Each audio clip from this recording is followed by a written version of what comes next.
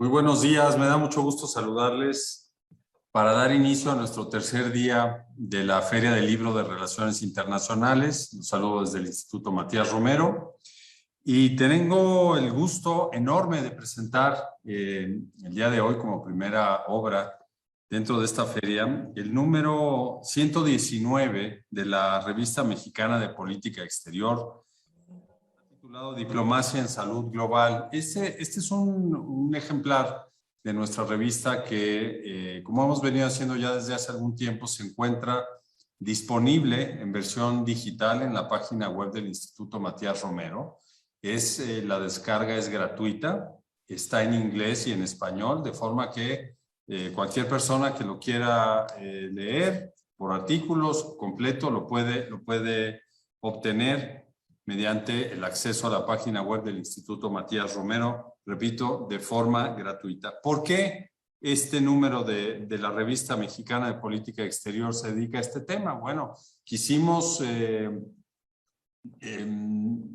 dedicar un trabajo desde el punto de vista académico, diplomático y también científico, analizar los distintos aspectos que cubrió que sigue cubriendo el tratamiento de esta pandemia, los efectos disruptivos que ha tenido, en primer lugar en la salud, pero también en economía, en lo social, para prácticamente todos los países del mundo. Entonces, es una revista que pues da cuenta del trabajo diplomático vinculado con el trabajo científico en aras de pues, buscar una solución a la pandemia de la COVID-19 y que también nos permitió explorar algunas otras áreas del conocimiento para poder encontrar una solución rápida desde el punto de vista médico, pero también nos mostró cómo el trabajo diplomático tuvo que doblegar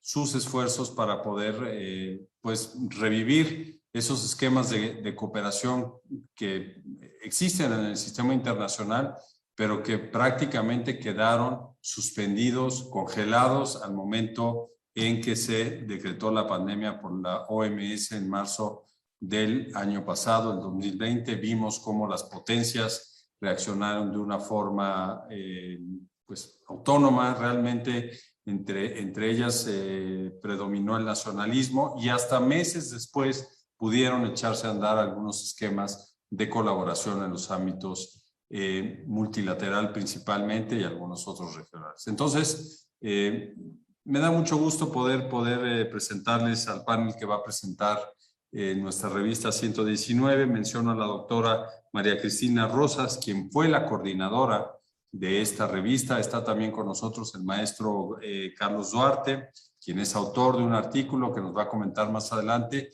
y Pablo Rocha, el maestro también, quien es diplomático mexicano, trabaja en Naciones Unidas y fue el encargado de documentar en esta revista un episodio de negociación multilateral por parte de México. Entonces, no se vayan, es una presentación bien interesante y vamos a dar inicio a ella. En primer lugar, le daré la palabra al maestro Carlos Duarte. Él es actualmente el coordinador general de formación de capital humano en la Agencia Espacial Mexicana.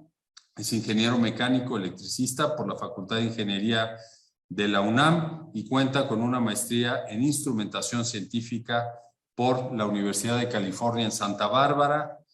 Ha sido el responsable del desarrollo de la red sismológica de Norte de México en el Centro de Educación Científica y Educación Superior de Ensenada en Baja California. También colaboró como director de investigación y desarrollo en la empresa Digital Data de México. Ha sido consultor en el área de redes de comunicaciones de otra empresa, la PC Office en San Diego, California, director general adjunto de integración de contenidos de la Coordinación de la Sociedad de Información y el conocimiento de la Secretaría de Comunicaciones y Transportes. Entonces es una persona con mucha experiencia. Él presenta un artículo en el cual nos muestra cómo la tecnología espacial puede servir para las futuras pandemias a partir de la comunicación digital que pasa por los satélites para ser para tener efectos preventivos, efectos de mitigación, entre otras cosas. Carlos, te voy a dar a ti el uso de la palabra y te agradezco nuevamente la generosidad de escribir para este número de la revista y tu tiempo también para estar esta mañana con nosotros. Adelante, por favor. Sí, muchas gracias, Alejandro.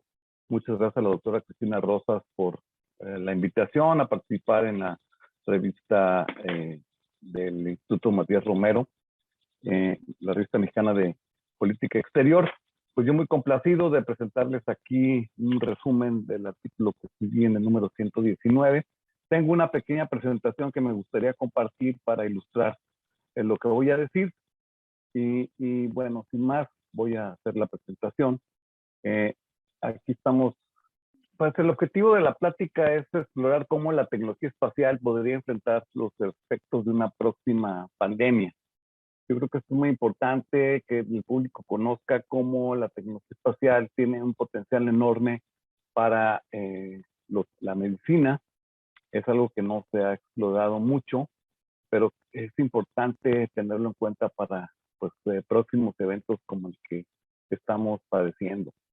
El contenido de mi presentación, primero hablaré brevemente de para qué sirve el espacio, después hablaré del tema del artículo, el uso de la tecnología espacial para enfrentar una próxima pandemia, y terminaré con algunas reflexiones y conclusiones finales. Me empiezo con esta lámina, donde presento aquí pues, algo que todos conocemos, que es un póster de la película Star Wars. Y esto lo pongo porque cuando hablamos del espacio, cuando pensamos en el espacio, generalmente pensamos en esto, en vaqueros espaciales, en estas epopeyas en donde en el otro lado de la galaxia se están peleando los buenos contra los malos.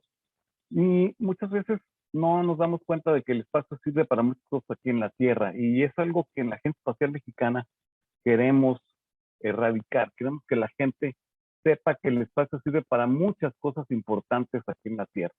Y en particular, una de las cosas importantes para que sirva la tecnología espacial es para aplicaciones de medicina, de epidemiología, de prevención de desastres. Y bueno, yo podría hablar mucho de esto, pero me voy a concentrar en lo que dice el artículo. El espacio, para nosotros aquí en la Tierra, tiene varios beneficios. Uno es que nos provee de comunicaciones satelitales, que muchas veces estas comunicaciones satelitales son la única manera de comunicar zonas remotas y marginadas de nuestro país, y muchas veces son las que tienen mayores problemas cuando ocurren este tipo de acontecimientos como una pandemia. Otra de las tecnologías que nos provee el espacio, que es muy conocida, pero a veces de tan conocida no nos damos cuenta que es espacial, son los sistemas de navegación y posicionamiento global que tenemos todos en nuestros teléfonos y que nos permiten conocer nuestra posición en la superficie terrestre y movernos de un punto a otro con mucha precisión. Estos sistemas de navegación global pues se deben a que existe una infraestructura espacial a 20,000 kilómetros de distancia que nos está enviando continuamente señales de tiempo y que nos permite realizar esos cálculos para conocer nuestra posición con mucha precisión sobre la superficie de la Tierra. Y finalmente, otro de los beneficios del espacio aquí en la Tierra es la percepción remota satelital. Los satélites que nos dan una infinidad de parámetros, imágenes, información sobre lo que ocurre en la superficie de la Tierra, como por ejemplo los satélites del clima, y nos permiten, por ejemplo, saber que viene un huracán, o los podemos utilizar para la agricultura, para detección de zonas peligrosas, etcétera. Estas tres tecnologías, las comunicaciones, navegación y percepción remota satelital, son muy importantes y es necesario que las conozcamos más para que entendamos que el desarrollo espacial es muy importante en nuestras vidas. Entonces, voy a hablar ya de lo que hablo en el artículo y cómo puede la tecnología espacial apoyarnos en una próxima pandemia. Bueno, pues si nos vamos a estas tres tecnologías, empezaremos con las comunicaciones satelitales. Las comunicaciones satelitales, que son, como comenté, pueden comunicar zonas remotas y marginadas de un país, y muchas veces son el único medio de comunicaciones que puede tener una persona en una zona de este tipo, porque las comunicaciones normales, digamos, las que dan los proveedores de servicios de comunicaciones habituales, no les es rentable llevar la infraestructura de comunicaciones a esas zonas porque pues, el terreno es muy escabroso, las inversiones son muy altas, el número de usuarios es muy pequeño, la población está muy dispersa. Entonces, esta población cuenta únicamente con la comunicación satelital. Y en el caso de una pandemia, las comunicaciones son muy importantes, por ejemplo, para hacer consultas médicas remotas y detectar las personas que están enfermas. Por ejemplo, para apoyo psicológico, en el caso del confinamiento por la COVID, que pues tuvimos muchos problemas psicológicos entre las personas. Las comunicaciones satelitales pueden proporcionar este apoyo psicológico, pero también la capacitación de personal, médicos y enfermeras se pueden capacitar a distancia, se puede tener acceso remoto a estadísticas de salud, se pueden configurar y ajustar dispositivos remotos médicos, se puede hacer mantenimiento predictivo de los aparatos médicos y también la gestión de activos médicos. Entonces, las comunicaciones son esenciales para toda actividad humana y en el caso de una pandemia son cruciales para administrarla. Esta es una tecnología. La otra tecnología importante es la navegación y procesamiento global por satélite. Como sabemos, estas tecnologías pueden servir para arrastrar el avance de enfermedades, ya que permiten determinar con mucha precisión dónde están las personas, dónde están. Y esta particularidad se utilizó en China, en el caso de la COVID, en donde las personas tenían un código, en sus teléfonos celulares tenían un código de QR que y a través de localizar la posición de las personas con mucha precisión y conocer con quién estaban estas personas en contacto en un momento dado, se podían hacer predicciones sobre el estado de salud de una persona. Se podía predecir si la persona tenía un gran riesgo de estar infectada al haber estado con otras personas que tenían la infección. Y entonces este código de QR que tenía la persona podía cambiar en un momento dado de verde a rojo, alertando a la persona de que podía estar enferma. Esto hizo que en China se pudiera administrar la pandemia muy rápidamente, desde luego con una desventaja que es la invasión de la privacidad. Pero bueno, porque pues se tenía un control de las personas, se tenía de su posición, de su contacto con otras personas, etcétera, etcétera. Y con esto algoritmos informáticos podían determinar la probabilidad de que una persona estuviera infectada. Fue muy eficiente en China para el control de la pandemia y como les digo, sin embargo, con esta desventaja, que es la invasión de la privacidad. La navegación y procesamiento global por satélite también puede servir para alertar a otras personas sobre posibles contagios o sobre zonas de altos índices de infección. O sea, al tener esta gran base de datos sobre dónde está la gente contagiada, pues se pueden dar alertas a través de los sistemas de comunicaciones, de los celulares, y hacer que las personas no se acerquen a determinados lugares. Y también pudiera servir para guiar a personas contagiadas a centros de atención de acuerdo a su posición geográfica. Entonces, estas son algunas de las ventajas que nos puede dar la navegación y procesamiento global por satélite para el caso de una próxima pandemia.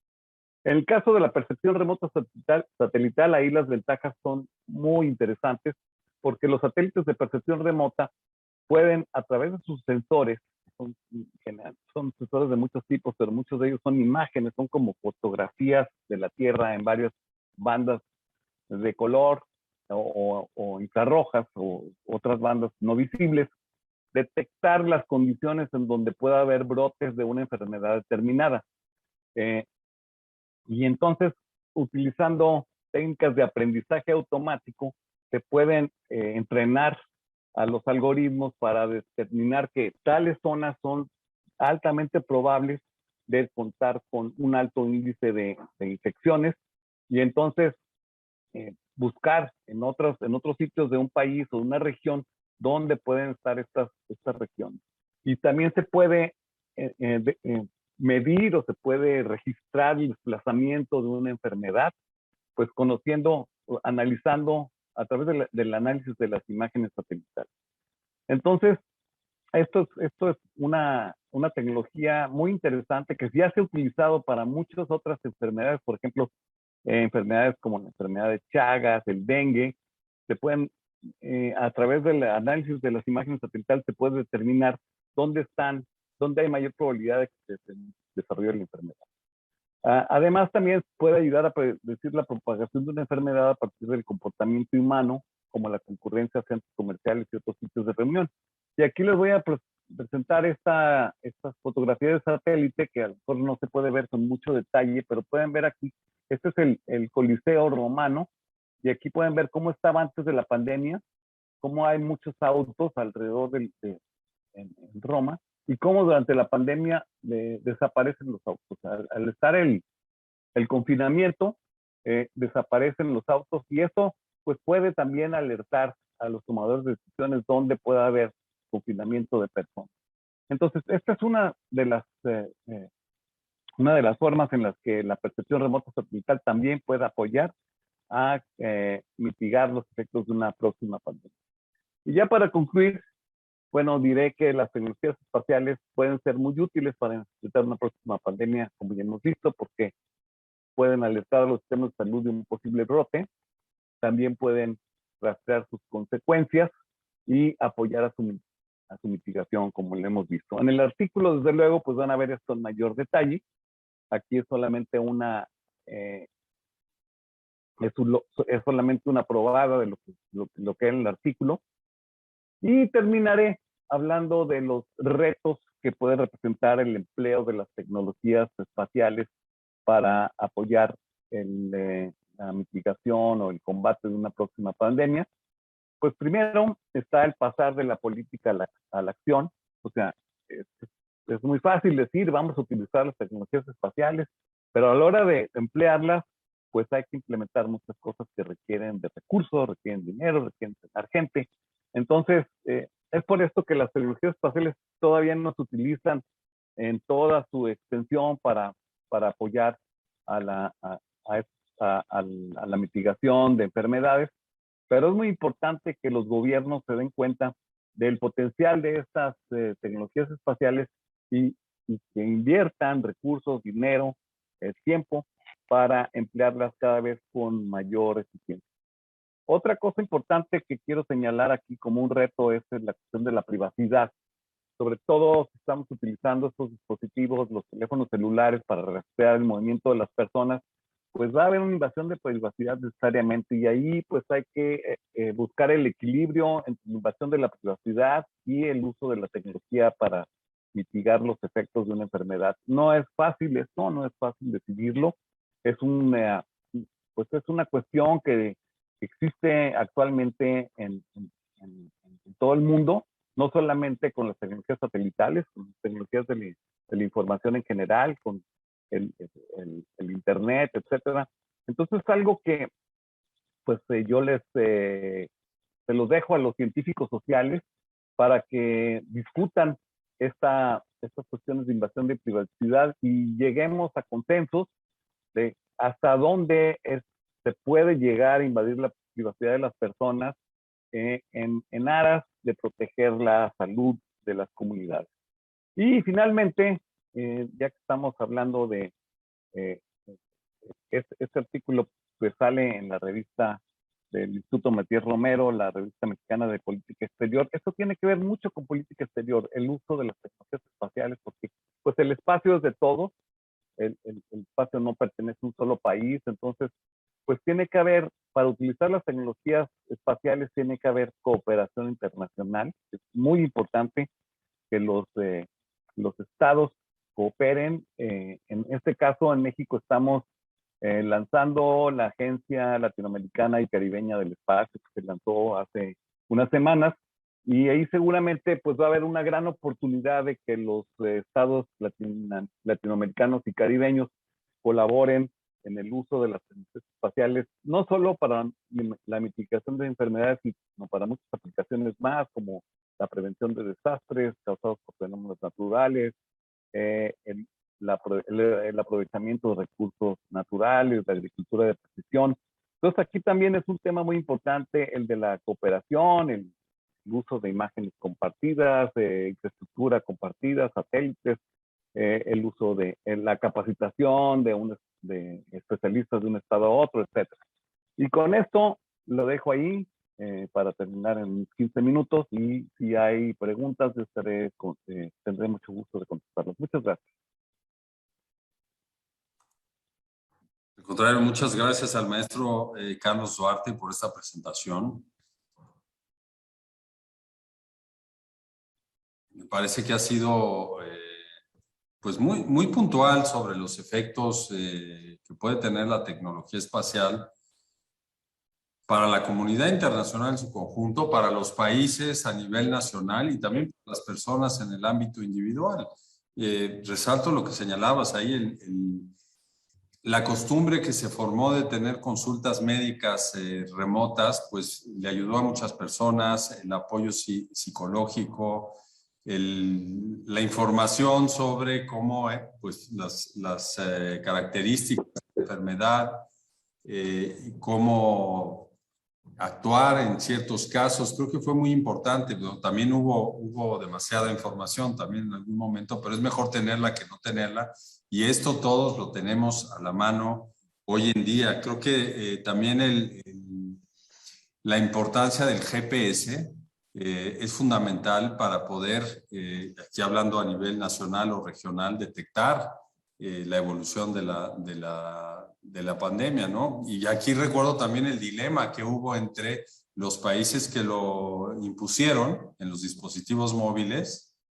Señalaste China, también Corea tuvo un ejemplo muy exitoso, pero en otras partes del mundo se desató el dilema sobre los derechos versus la salud, los derechos individuales por precisamente la violación o la intromisión a la privacidad de los derechos individuales, ¿no? Entonces, bueno, vimos distintas reacciones en distintas sociedades y esto es muy interesante, pero sobre todo yo quiero resaltar el valor que tiene este artículo de la revista para poder descubrir las enormes posibilidades que tiene la cooperación en el uso de la tecnología espacial para, pues, el caso de la mitigación y atención de una pandemia, la prevención, y para muchos otros casos, como nos lo ha dicho el maestro Duarte, sirve para investigación también en amplios campos, ¿no? No solo el espacio es para tirar basura o para tirar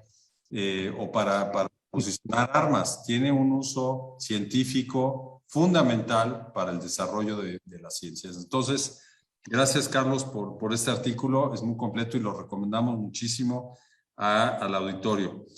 Le damos ahora la palabra al maestro Pablo Arrocha, quien es abogado, licenciado en Derecho por la Facultad de Derecho de nuestra máxima casa de estudios de la UNAM, maestro también en Derecho Internacional Público por la University College London, es diplomático mexicano, miembro del Servicio Exterior, y en donde ha colaborado en la consultoría jurídica, en la Subsecretaría para Asuntos Multilaterales. Actualmente es el coordinador de los asuntos jurídicos de la Misión de México ante las Naciones Unidas, y además de la carrera diplomática, pues en la academia ha sido profesor en la Universidad La Salle de Derecho Internacional Público, es también miembro activo de la rama mexicana de la Asociación de Derecho Internacional y del Comité Editorial del Anuario Mexicano de Derecho Internacional. Tiene muchas publicaciones digitales y también de algunas editoriales importantes. Pablo Arrocha escribió sobre, pues, la acción diplomática que emprendió México en las Naciones Unidas en Nueva York, en un momento realmente complejo, con características nunca antes vistas para negociar una resolución, y una resolución con una orientación correcta que apelaba a la solidaridad internacional, a la cooperación y a la comunicación para precisamente enfrentar la pandemia en el marco de las Naciones Unidas, en donde todos los países pues tienen un plano de igualdad en los trabajos de Naciones Unidas. Pablo, te damos las gracias por el artículo, por estar con nosotros esta mañana, y te damos el uso de la palabra para que nos compartas cómo llevó México adelante esta resolución. Adelante. Gracias. Al contrario, querido Alejandro, gracias a ti y al Instituto Matías Romero, primero por la invitación a escribir, segundo por la invitación a estar aquí y por este espacio para compartir esta historia que, como tú bien mencionas, fue totalmente sui generis y además totalmente enriquecedora desde un punto de vista profesional y también personal de lo que implicó el llevar y sacar adelante esta resolución. Lo que quise hacer en el artículo es contar un poco la historia tras bambalinas, no tanto la parte que sabemos de se presentó una resolución, iniciativa mexicana, se adoptó y tal y cual, sino poder entrar un poco más al detalle de en realidad cuáles fueron las complejidades a las que nos enfrentamos aquí en la misión para sacar una resolución que en circunstancias normales parecería que es lo que hacemos todos los días y que debería de ser relativamente fácil, y aquí sacar una resolución fue de lo más complicado a lo que nos hemos enfrentado, dadas las circunstancias. Y no quiero en este poco tiempo que tenemos narrar básicamente lo que dice el artículo, ni bombardear con siglas de documentos y reglas de procedimiento, pero hacer una reseña muy general de qué es lo que hablo, de qué es lo que cuento y por qué era importante contar, me parece, esa historia. Y lo conecto un poco con la presentación que acabamos de escuchar del maestro Carlos Duarte, porque algo que estaba pensando mientras veía la presentación es cómo irónicamente, mientras por un lado podemos hablar y el mundo ha hablado de cómo esta pandemia nos ha dado pie y una nueva entrada al mundo y el uso de las tecnologías, incorporándolas de una forma más completa a nuestro estilo de vida. Si nos retrotraemos al momento de la pandemia, cuando empezó la idea de negociar una resolución aquí, irónicamente parecía que aquí hubiéramos viajado atrás en el tiempo, donde todavía no estábamos acostumbrados al uso de Zoom como una herramienta de trabajo, donde todavía no había una aceptación expresa de delegaciones, por cierto, entre comillas, todavía no la hay para poder negociar virtualmente. Entonces, mientras que por un sector, esto lo que disparó fue el uso de tecnología y el avance de tecnología en medio de una crisis, en Naciones Unidas nos llevó hacia atrás, a regresar a los canales más arcaicos que pudiéramos tener, donde nos pasábamos horas en el teléfono, donde tuvimos que regresar mucho a la diplomacia escrita, donde no había video, donde no había otro tipo de comunicación, y sobre todo, y creo que esta fue la parte más violenta, digamos, desde un punto de vista profesional, y Alejandro, tú lo sabes bien como diplomático ante Naciones Unidas, en un escenario donde lo que nos cortaron fue la voz. Lo que hacemos y lo que tenemos como herramienta de trabajo es podernos sentar con colegas a platicar, a resolver temas, a arrastrar el lápiz en una sala. Así es como resolvemos los asuntos. Y eso es lo único que ahora no teníamos como herramienta. Entonces, cuando les digo que fue una resolución y una negociación sui generis, no puedo subrayarlo lo suficiente, no es una cuestión menor. En el artículo vienen muchos más detalles de a qué me refiero, pero les destaco algunos cuantos.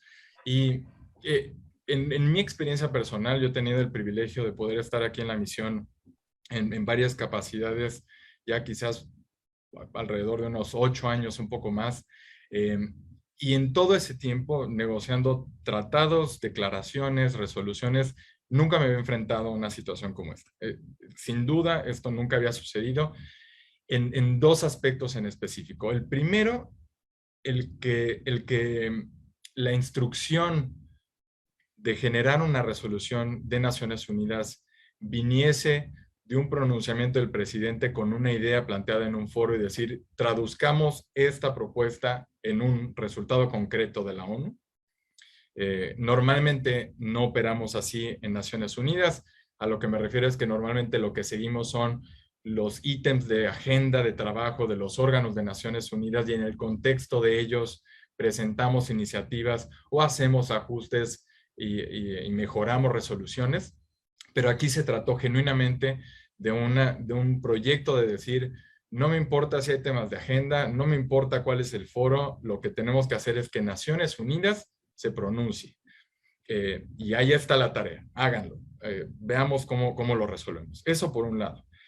Y por el otro lado, pues, tal cual lo que estamos hablando, a lo que el mundo se enfrentó, que en un momento de crisis donde más se necesita Naciones Unidas, pues literalmente el edificio está cerrado, las salas no se pueden utilizar, y entonces, ¿qué significa Naciones Unidas y qué significa recurrir a Naciones Unidas? Y para nosotros, ¿qué significaba activar Naciones Unidas para obtener un resultado?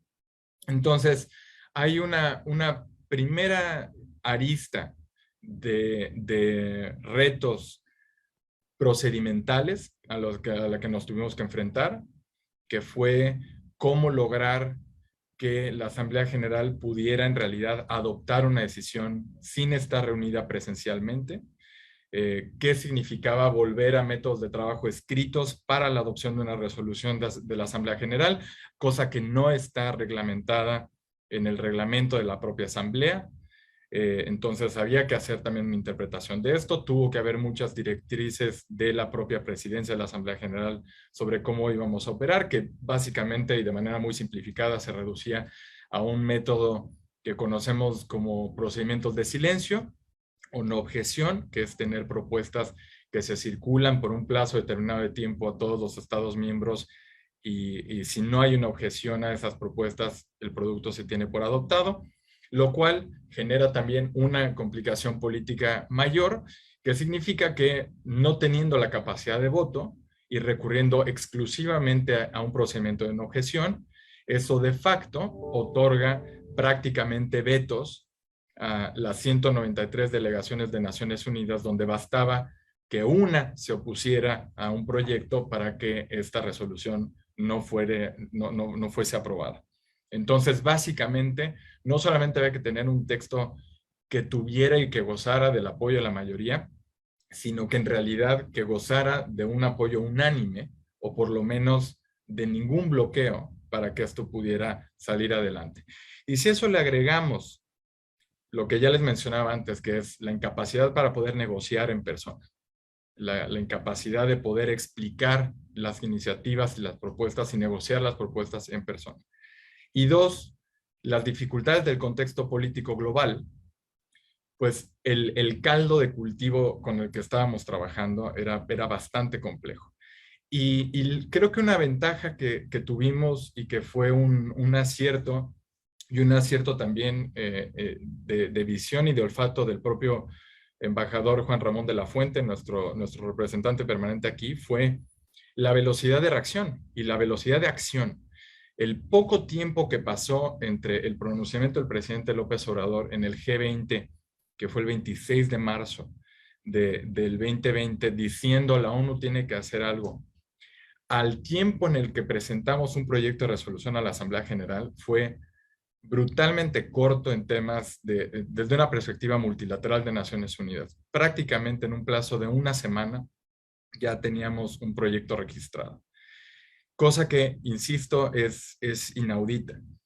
Y cuando digo que esto fue un muy buen acierto y un buen olfato político, es que después de que México se adelanta, y una vez que además la iniciativa mexicana desata toda una discusión de procedimiento de cómo avanzar con ella, nos siguen otras delegaciones que presentan otros proyectos de resolución posteriores al nuestro, con otras perspectivas de lo que querían abordar, con perspectivas también un poco más políticas o con visiones más politizadas de lo que se tenía que presentar. Y estuvimos muy cerca de caer en un remolino diplomático donde se incorporaran todas estas propuestas en una misma buchaca y se complicara el resultado de la adopción de una resolución.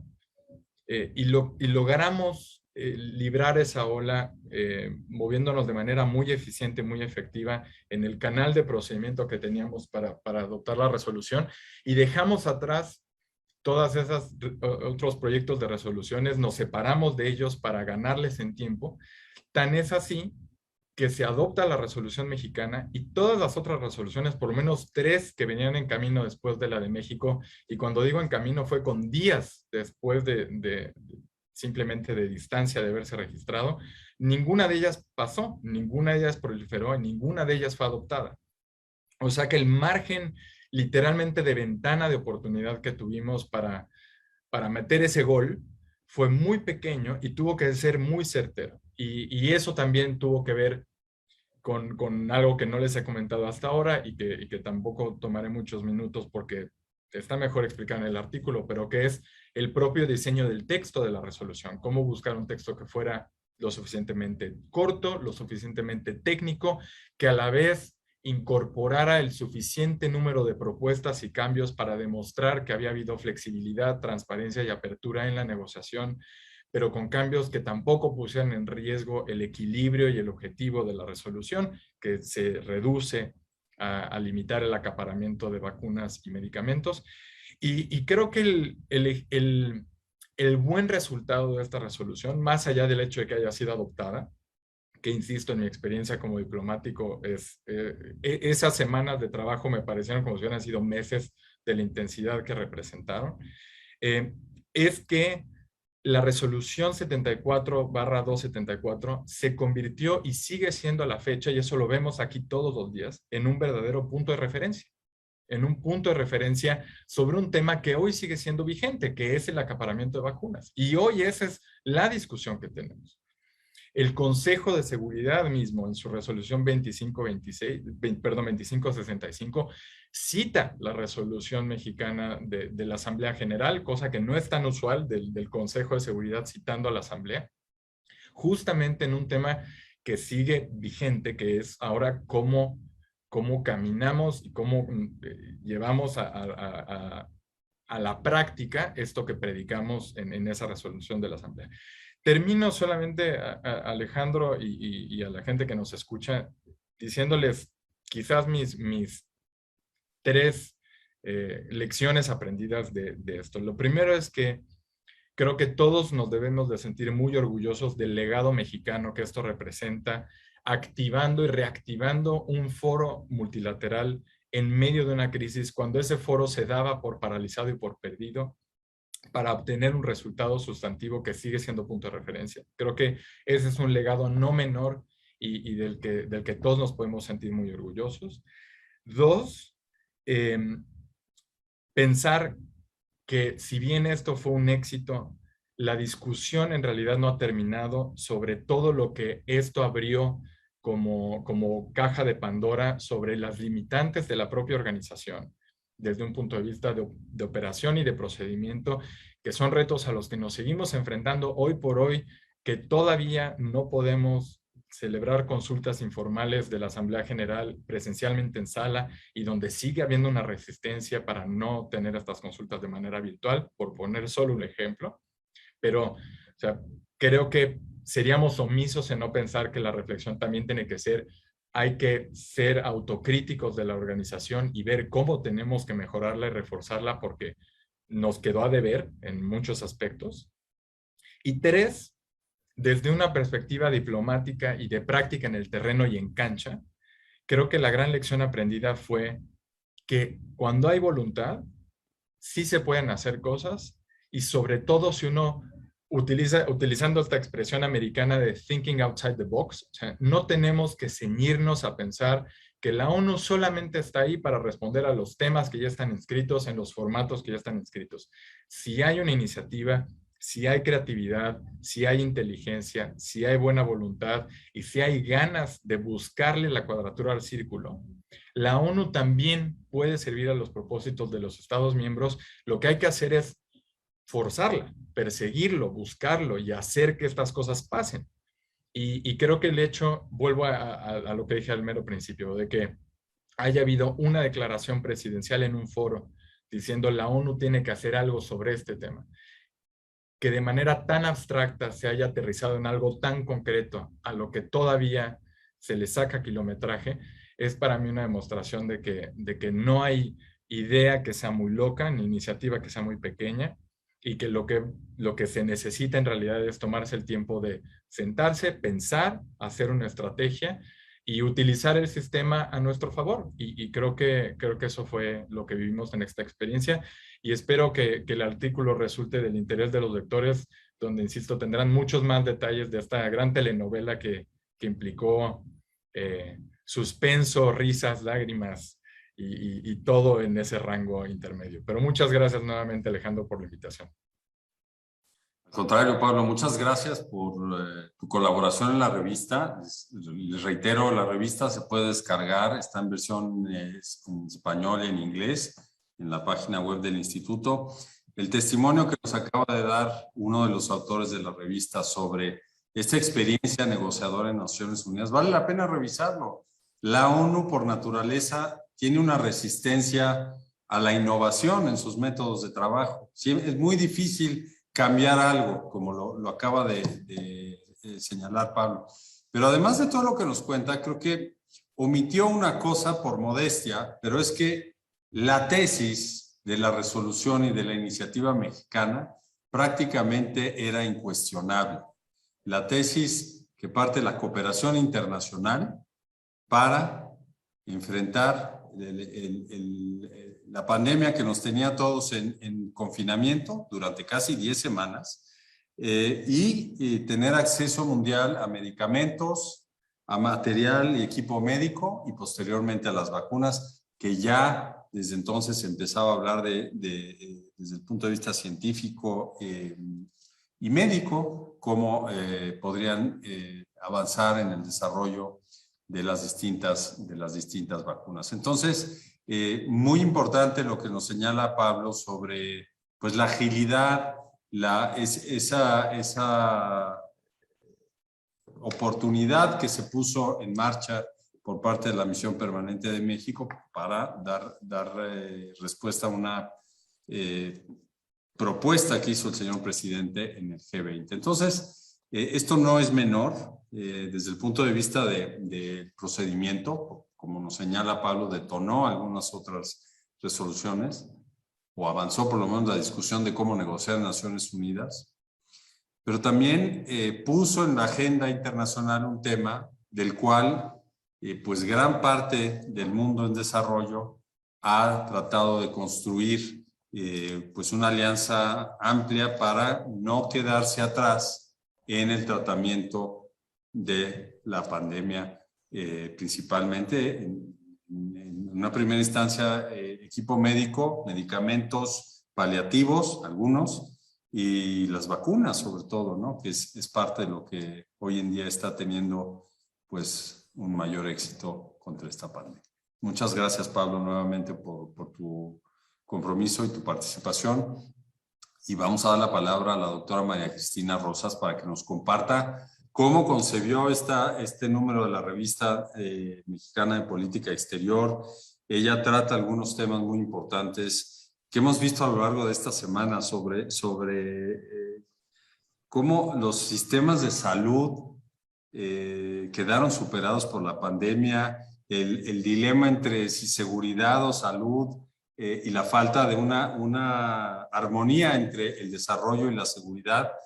Ella lo tiene muy desarrollado en otro libro que presentamos, pero también en esta revista lo trata. Entonces, doctora, te damos el uso de la palabra para que nos compartas sobre tu artículo y sobre todo cómo concebiste esta revista.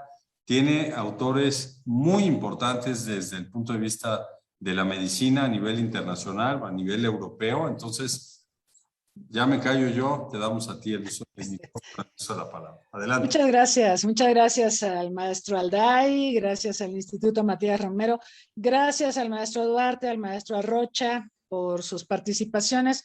Yo estoy muy contenta, muy emocionada de ver a este bebé, como decimos en la jerga académica, ya publicado, efectivamente está disponible en línea, se puede descargar en inglés y en español.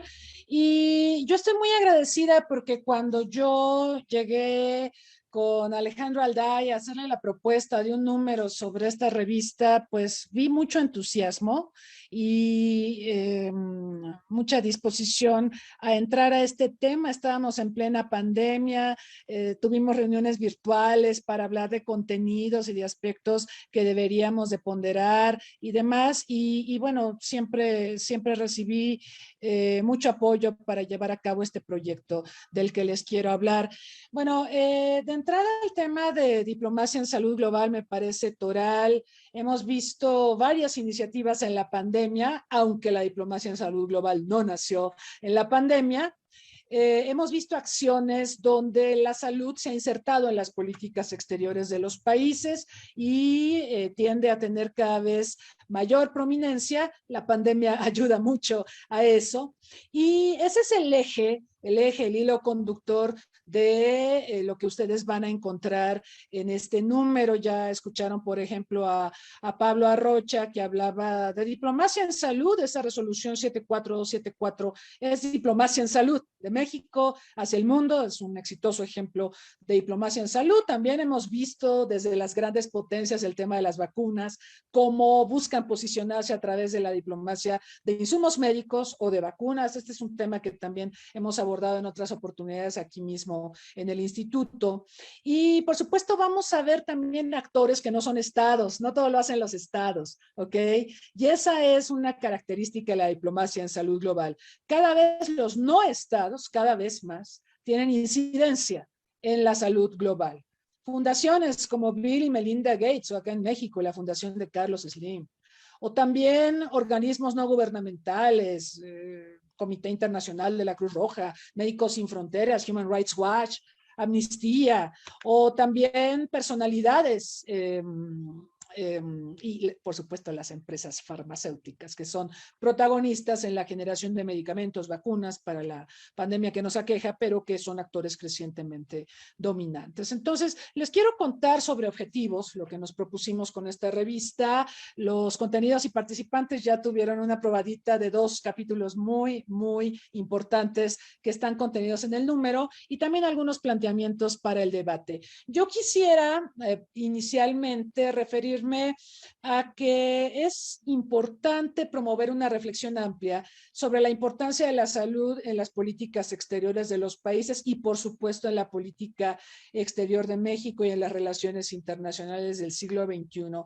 El tema no es que no haya sido abordado. De hecho, Alejandro, colegas, hay antecedentes en la revista mexicana de política exterior. Quiero citar muy puntualmente un caso que además me resulta muy cercano de un colega muy querido que lamentablemente se nos adelantó en el camino, el embajador Walter Astiaburgos, que en 2014 en la edición 102 de septiembre a diciembre hizo una reflexión, aquí la pueden ver, sobre diplomacia, seguridad internacional y diplomacia para la salud global. Él ahí vincula cómo los temas de salud eventualmente pueden posicionarse en la agenda de seguridad. Y bueno, lo podemos citar como un antecedente que inspira también buena parte de las reflexiones que vamos a encontrar en el número de la revista que hoy estamos presentando. También decirles que la problemática generada por la pandemia del SARS-CoV-2 sí amerita la generación de insumos e ideas en el diseño de políticas públicas, en política exterior y en políticas de salud y en otras más.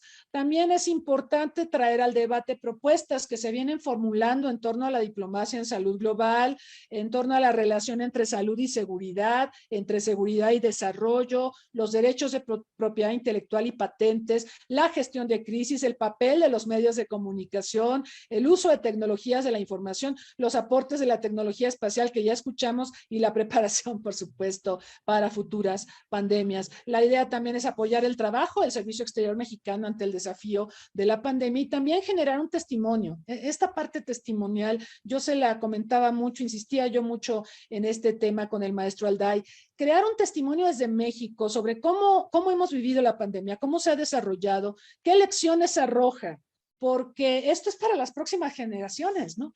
Para que no estén en ceros, para que cuando venga la próxima pandemia podamos decir, pues miren, a nosotros nos pasó esto y lo manejamos de esta manera. Entonces, la parte testimonial creo que es muy importante. ¿Qué van a encontrar en la revista? Además de lo que ya han expuesto el maestro Duarte, el maestro Arrocha, van a ver una reflexión de Ilona Kick-Bush y de su equipo de la Escuela de Altos Estudios Internacionales de Ginebra.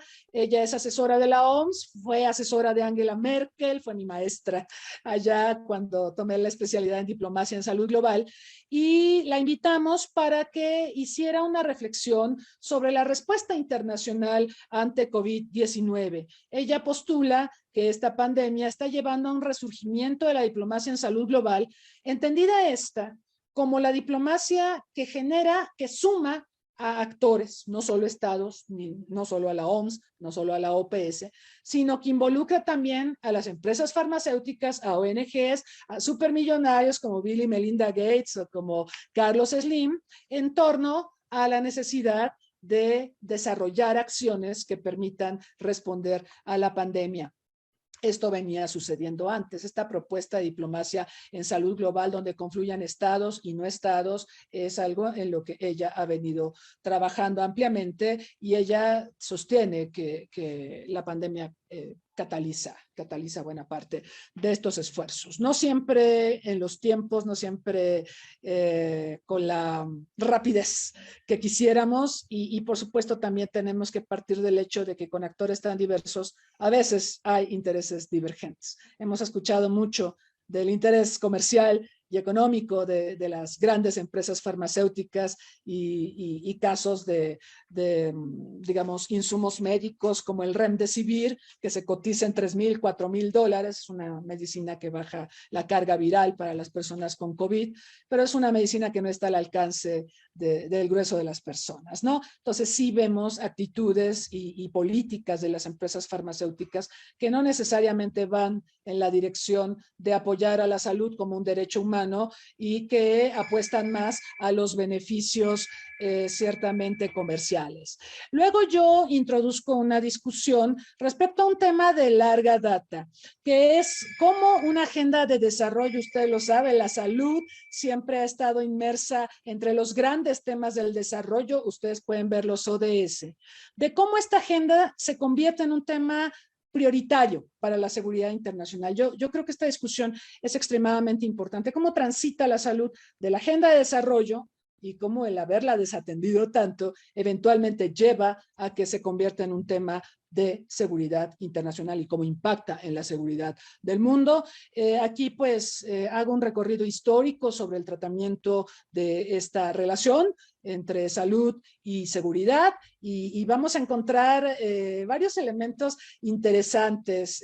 Hay un planteamiento, ustedes lo conocen, que postula que si dejamos de gastar en lo militar y lo invertimos en desarrollo, pues el mundo va a funcionar mejor, pero no es una relación automática, eso se explica en el artículo, no porque apeles al desarme o porque lleves a cabo acuerdos de desarme en automático ese dinero se va a ir al desarrollo. Y por otro lado, lo que se gasta en milicia, también hay un gasto dentro de la milicia que va a salud, porque tenemos médicos militares y tenemos grandes aportaciones de recursos humanos militares que históricamente han logrado avances para las ciencias médicas. Entonces, la relación entre salud y seguridad no es tan opositiva, ¿sí? No es o salud o seguridad, sino que hay muchas conexiones y muchos beneficios que se han generado alrededor de esta relación. Por supuesto, el artículo sí toma elementos donde se habla de que si redujéramos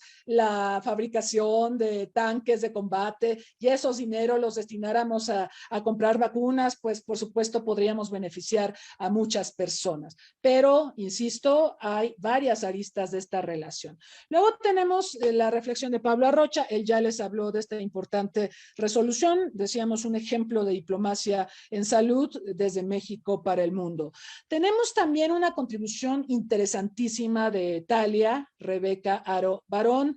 Ella habla de los derechos de propiedad intelectual, el comercio y el acceso a medicamentos, una discusión que resulta tremendamente importante en estos tiempos, pero que ya arrastra debates desde por lo menos la ronda de Uruguay del extinto GATT, que dio paso obviamente a la Organización Mundial del Comercio. Hoy, por cierto, la titular de la OMC está impulsando esto de las licencias obligatorias para que los países puedan fabricar vacunas y esto abone a una distribución más equitativa de las mismas para luchar contra la pandemia. Pero Talia Rebeca analiza pues algunas situaciones muy problemáticas en materia de propiedad intelectual y cómo ciertos actores, las farmacéuticas, por ejemplo, se han ido empoderando en detrimento de la salud global. Entonces creo que es una discusión que debemos tener. Hace un momento mencionaba el caso de Remdesivir, no es el único.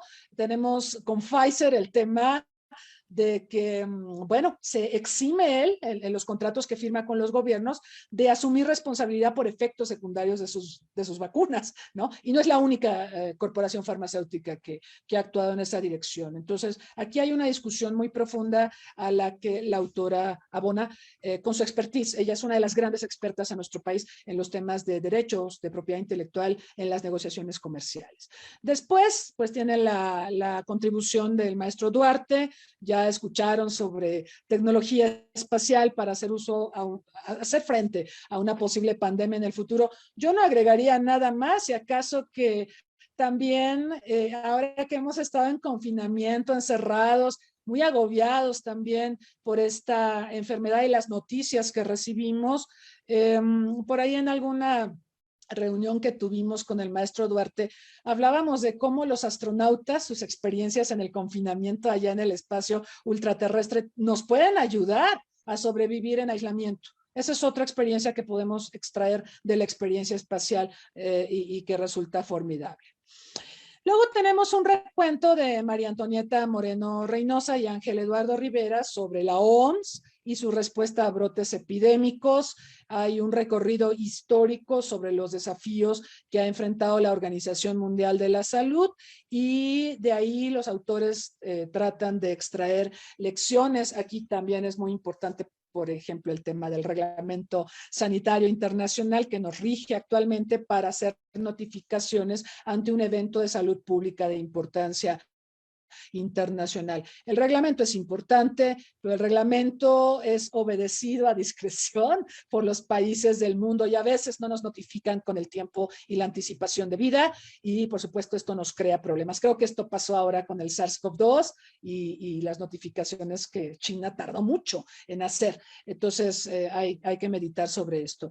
Y bueno, finalmente tenemos la contribución de nuestro experto en armas de destrucción en masa, en particular en químicas y biológicas, el maestro Benjamín Ruiz, que fue inspector incluso de Naciones Unidas antes de que Estados Unidos decidiera hacerle la guerra a Irak allá por el 20 de marzo de 2003. Y bueno, él discurre sobre las dos grandes epidemias del siglo XXI, el H1N1 y el SARS-CoV-2. Lo que hemos aprendido y lo que tenemos que reforzar. Es una reflexión sumamente importante porque de la H1N1 fuimos protagonistas y se nos estigmatizó a nivel mundial. Se hablaba de la gripe mexicana, ustedes lo recuerdan. Siempre hay esta tendencia a ponerle apellidos y nacionalidad a las enfermedades. Gripe española, que ni siquiera se originó ahí, o el virus chino, decía Donald Trump a propósito del SARS-CoV-2 refiriéndose a China. Bueno, no quiero entrar en muchos detalles sobre los contenidos, pero sí decirles que algunas de las tesis que podemos extraer de este número de la revista, que es muy rico. O sea, si ustedes son epidemiólogos, si son politólogos, si son internacionalistas, si les interesan los temas de salud o incluso si no son lo que más les apetece y les interesa más política exterior solamente, van a encontrar aquí un poco de todo eso y estoy segura de que para el apetito intelectual resulta muy interesante esta revista. Pero sí decirles que hay algunos elementos que me gustaría destacar. Por ejemplo, esta relación entre seguridad y desarrollo, ya lo mencionaba el maestro Alday.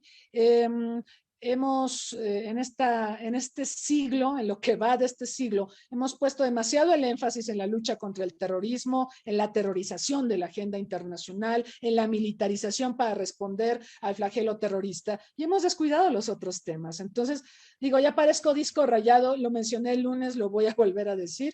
A mí me parece que la crisis sanitaria que tenemos el día de hoy obedece esencialmente a que pusimos la atención en el terrorismo y descuidamos salud y otra serie de temas temas importantes para la agenda de seguridad internacional. La pandemia hoy nos recuerda que hay que mirar al bosque, no solo al árbol. Solo vimos el árbol del terrorismo, descuidamos cambio climático, descuidamos epidemias y pandemias, descuidamos crisis económicas y un montón de temas que inciden en la seguridad internacional. Ojalá, y esa es una convocatoria de la revista, ojalá una de las lecciones que tenga arraigo en el mundo de esta pandemia sea que dimensionemos adecuadamente los flagelos. La pandemia es importante, pero ustedes lo saben. Ahorita estamos mirando solo la pandemia, estamos dejando de mirar un montón de flagelos en materia de salud, ¿no? Entonces, es importante el COVID, pero también la lucha contra el sarampión y polio. Allá en Afganistán, que ahorita es otra vez un polvorín, y en la frontera con Pakistán, tenemos los grandes casos de una enfermedad que está extinta en la mayor parte del mundo, la polio. Y otro tanto con sarampión, que ya teníamos avances sustanciales. Entonces, no todo es COVID.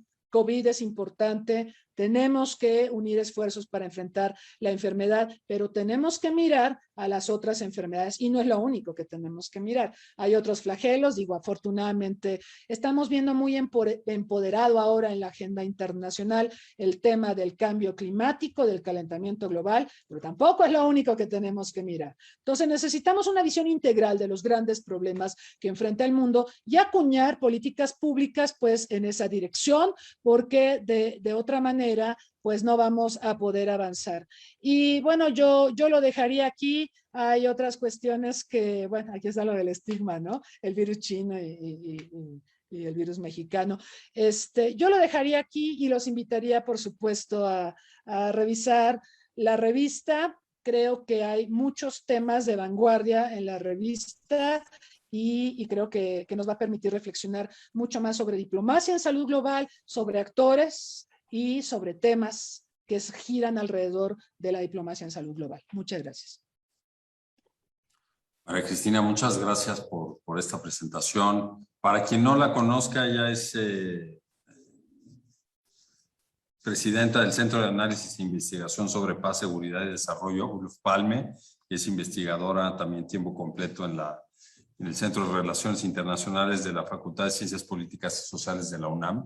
Nos ha dado una probada, como decimos coloquialmente, de todo lo que contiene esta revista. Realmente es un número muy especial, no solo porque se elaboró en medio de esta crisis de salud económica, social, psicológica, sino que también deja testimonios muy importantes para que pues nosotros y las futuras generaciones podamos aprender las lecciones de esta pandemia, tanto en el tratamiento a la salud, en la cooperación internacional, en el aprovechamiento de tecnologías, en una serie de temas que un poco a la fuerza hemos tenido que enfrentar todos como comunidad internacional, y en donde también hay que entender el rol que tiene cada quien y qué se puede aportar en beneficio de los demás. Esto es muy importante.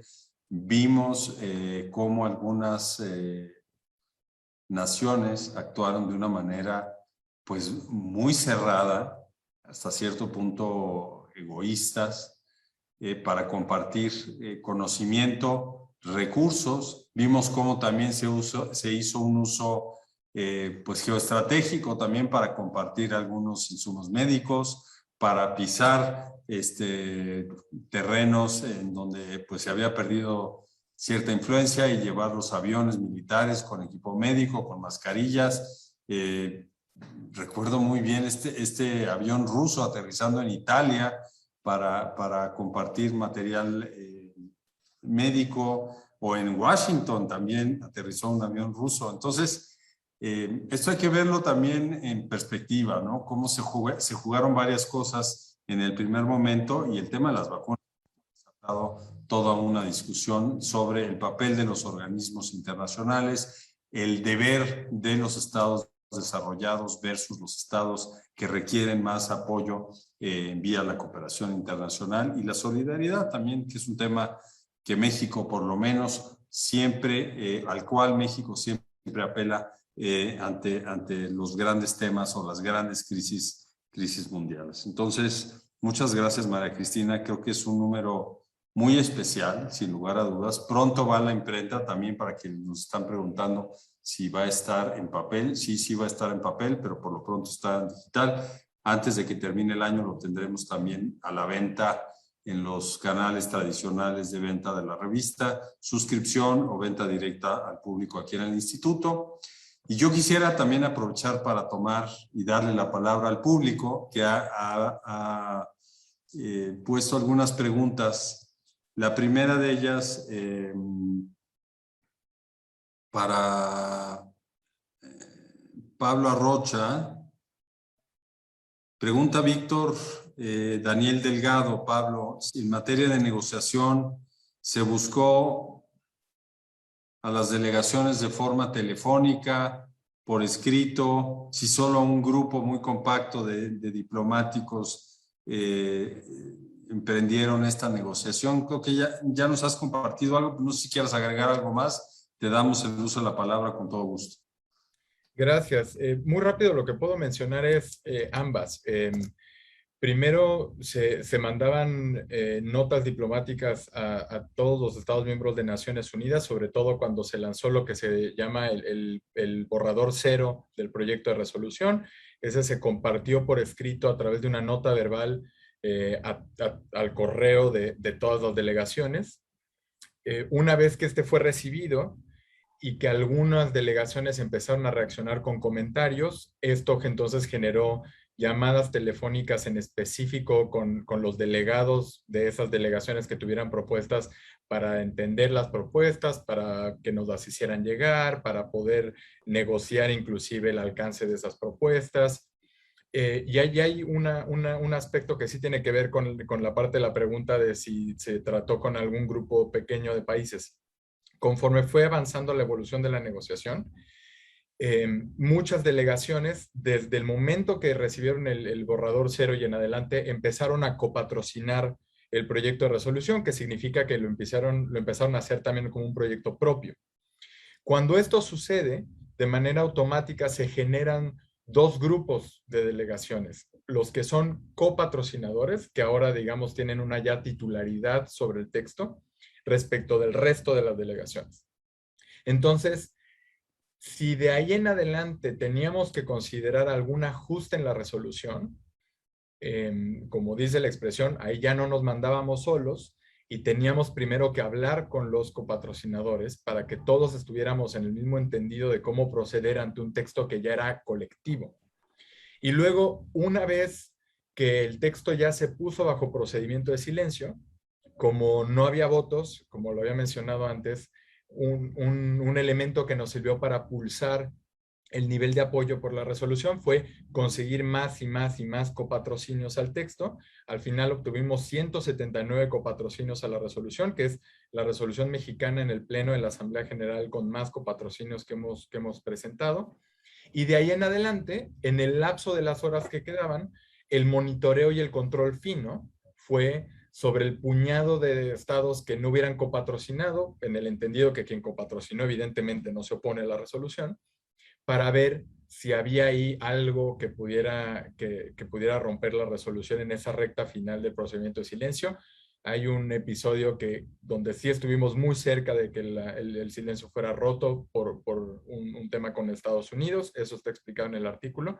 Y todas esas últimas gestiones en las últimas horas con ese grupo de delegaciones, muy en específico con Estados Unidos, para lograr cruzar la meta de las 72 horas de silencio, sí tuvieron un gran despliegue de negociación vía notas diplomáticas, llamadas telefónicas, consultas bilaterales virtuales. Entonces, esta respuesta un poco amplia para decir hubo de todo: escrito, teléfono, virtual, mucho papel y con diferentes configuraciones de delegaciones conforme iba avanzando el proceso.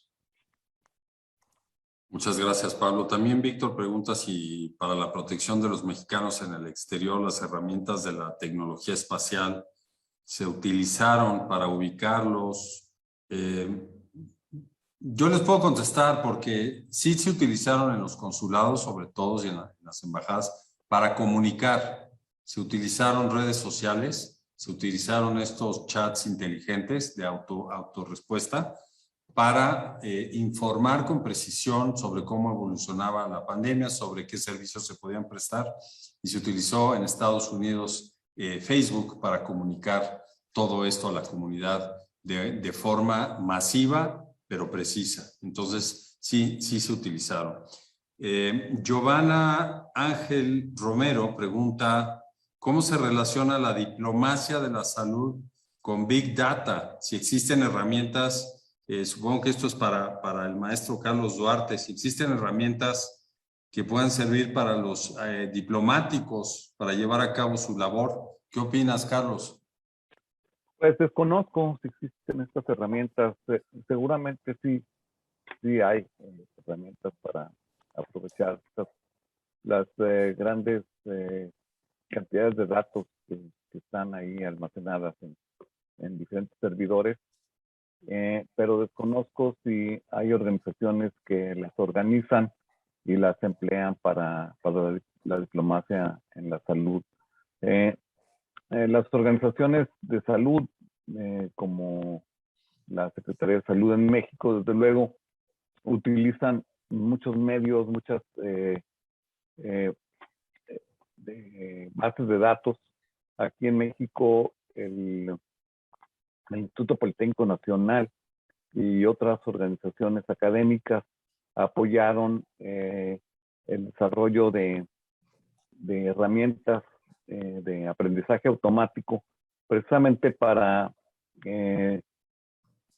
predecir dónde podrían ser los nuevos brotes de la COVID-19 en nuestro país y llevar un registro de pues, los enfermos, los decesos, etcétera. Entonces, sí existen esas herramientas y cada vez se utilizan más. Que yo sepa, no hay un repositorio general de acceso al público. Y aquí en México, pues como les comento, muchas instituciones académicas, el Instituto Politécnico Nacional, la Universidad Autónoma de México, apoyaron y siguen apoyando en el uso de estas tecnologías informáticas para pues tener más control, mejores herramientas para registrar cómo se desarrolla una enfermedad como la COVID, una pandemia, y apoyar a las instancias de salud y otras instancias gubernamentales a mitigar sus efectos. Muchas gracias al maestro Carlos Duarte.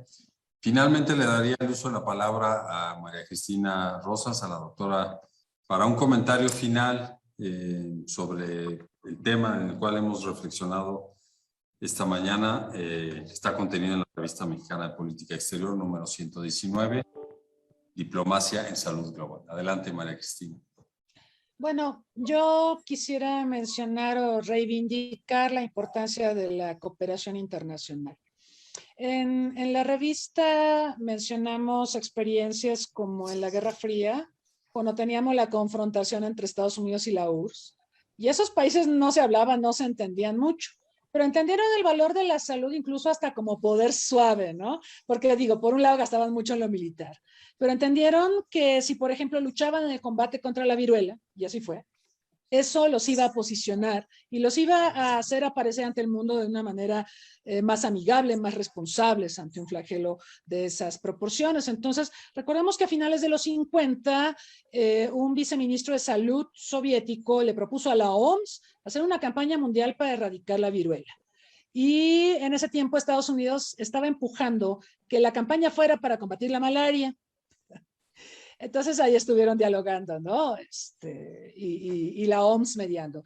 Al final, la URSS convenció a la OMS y convenció a Estados Unidos de que había que luchar contra la viruela por las peculiaridades que tiene esta enfermedad. Se transmite de persona a persona, es una enfermedad que solo, así, la humana, porque hay una viruela de mono y otras cosas, pero la viruela humana pues solo le pega a personas, y se encontró que había vacuna y que esta vacuna había que producirla masivamente y vacunar al mundo. Y lo menciono porque en plena Guerra Fría, cuando las potencias tenían esta confrontación ideológica, militar, política, encontraron un espacio para la cooperación. Y yo creo que esa es una profunda lección que nos dejan las potencias de la Guerra Fría frente al mundo de hoy. Donald Trump negó la importancia de la enfermedad. Eso no solo dañó a Estados Unidos tiene unas cifras pasmosas, 750,000 muertos es el saldo de las personas que han fallecido a causa del virus en la Unión Americana. Y hay una cantidad de contagios que se cuentan por decenas de millones, ¿no? Es creo la quinta parte de la población en Estados Unidos, según los datos de Johns Hopkins, ha sido contagiada, ¿no? Entonces, por un lado tenemos el negacionismo de Trump, el hecho de que Estados Unidos renuncie a ser el líder mundial para impulsar un esfuerzo concertado en la lucha contra la pandemia. Eso le pegó al mundo. Trump incluso amenazó con sacar a Estados Unidos de la OMS, negó la autoridad de la OMS para gestionar la pandemia, se peleó con China, en fin, hizo cosas que debilitaron mucho el multilateralismo, que ya venía muy golpeado, hay que decirlo, y que retardó mucho los esfuerzos de la comunidad internacional para poder concertar una respuesta apropiada. Hoy todavía vivimos la resaca de eso, ¿sí? Todavía vemos dificultades para concertar. Ilona Kickbush en su artículo habla de esfuerzos que se están concertando en la Unión Europea. Hay una propuesta muy concreta de la Comisión Europea de un tratado contra las pandemias que, si se logra desarrollar en el seno de la OMS, será uno de los esfuerzos más importantes desde la Convención contra el Tabaco, ¿sí? O sea, de esa proporción, de esa envergadura se quiere impulsar un tratado contra pandemias. Hay otras propuestas, sabemos que hay un grupo que presentó un informe a la OMS, donde está el expresidente Zedillo, donde hacen una serie de sugerencias también para mejorar la capacidad de gestión del mundo ante pandemias, y bueno, hay bastantes propuestas. Hay quien propone también que en el reglamento sanitario internacional se sancione a los que no cumplen con el reglamento, ¿no? Porque hay algo que me decía Julio Frank en una entrevista, decía que México pagó el precio de la pandemia de H1N1, porque fue responsable, porque informó y además la detuvo. Hizo todo por detenerla y evitar que fuera un gran problema mundial. Y eso hay que reconocerlo, ¿sí? Me gustaría poder decir lo mismo de China, pero bueno, ahorita se está investigando mucho más sobre si se informó a tiempo, no se informó a tiempo y todo esto, pero al final tenemos una responsabilidad como comunidad internacional. Apelo a la cooperación, retomo lo que han dicho el secretario general de la ONU, el director general de la OMS y muchas personas. Nadie está a salvo hasta que todos estemos a salvo, y ahorita tenemos que apostarle a la cooperación y a la distribución de las vacunas. Eso va a ser una puerta para poder ver la luz al final del túnel y poder regresar a algo parecido a lo que teníamos antes de la pandemia, pero sí se requiere voluntad política, mucha voluntad política, y esperemos que podamos concertar para resolver este enorme enigma que es la pandemia. Pues muchas gracias. Ahí tienen ustedes un testimonio también de una persona con una muy robusta formación académica, con una visión estratégica también a partir del análisis de la salud, del desarrollo, de las relaciones internacionales. María Cristina Rosas, muchas gracias por coordinar este número, y gracias también al maestro Carlos Duarte, quien está especializado en formar capital humano para la Agencia Espacial Mexicana. Esto es muy importante porque México también tiene que impulsar cada vez más el uso del espacio para fines obviamente pacíficos, de investigación, comunicación y todo aquello que nos ha compartido durante su presentación. Muchísimas gracias, Carlos, por tu presencia y por tu colaboración. Y finalmente también agradezco a la otra parte del panel, un diplomático, abogado, experto en Derecho Internacional, quien también nos aportó desde su experiencia personal y la experiencia laboral, cómo enfrentaron en un momento bien difícil de confinamiento, una negociación sui generis que le ha dado a México, a partir de esta tesis central de cooperación, de solidaridad para poder enfrentar a la pandemia, pues un espacio también de colaboración multilateral en otros ámbitos de los organismos internacionales y también pues una respuesta muy clara frente a la sociedad mexicana. Entonces, les reitero la invitación a que revisen esta revista mexicana de política exterior sobre el tema de diplomacia en salud global. Y con eso cerramos esta transmisión, no sin antes invitándoles a dos cosas. La primera, quienes estén en Ciudad de México, quieran venir al instituto, aquí tenemos 4 mesas de venta de libros, los del instituto, los del Colegio de México, algunos de la Universidad Nacional, algunos de AMEI, los del... ¿quién más está aquí? El ITAM ha puesto algunos libros. Entonces, pues vengan, dense una vuelta y si se están preparando para ingresar al servicio exterior van a ver qué joyas van a encontrar aquí a precios realmente razonables. Y la segunda invitación es para que a las 5 estén para la presentación del libro Introducción al Estudio de la Política Exterior de México, Introducción al Estudio de la Política Exterior de México de 1821 al 2021, que presenta el CIDE, la UNAM, FES Acatlán y el Centro de Estudios sobre la Política Exterior de México. Entonces, pues los invitamos a que estén presentes a las 5 de la tarde. Muchísimas gracias. Muy buen día.